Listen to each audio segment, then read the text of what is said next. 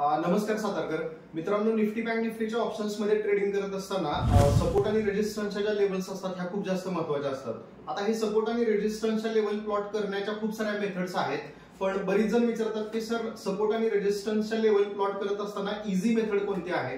तर मित्रांनो, आज मी तुम्हाला एक इंडिकेटर थ्रू सपोर्ट आणि रेजिस्टन्सच्या ज्या ह्या लेवल्स असतात ह्या तुम्ही इझी वे मध्ये कशा प्लॉट करू शकता आणि अकॉर्डिंगली ट्रेड कसे प्लॅन करू शकता हे मी तुम्हाला दाखवणार आहे। तर या आपण बघूया। तर मित्रांनो, आपल्याला यायचं आहे ट्रेडिंग व्यू वरती। इथं बघू शकता आपला निफ्टीचा इंडेक्सचा चार्ट इथं ओपन आहे। तर आपल्याला इंडिकेटर्स मध्ये जाऊन एक सपोर्ट रेजिस्टन्स नावाचा एक इंडिकेटर ऍड करायचा आहे, support resistance level with breaks नावाचा, लक्स अल्गोचा। तर याच्यावरती मी क्लिक केल्यानंतर तुम्ही बघू शकता मागे चार्ट वरती एक ग्रीन आणि रेड कलरचा लाईन प्लॉट होताना दिसत आहेत।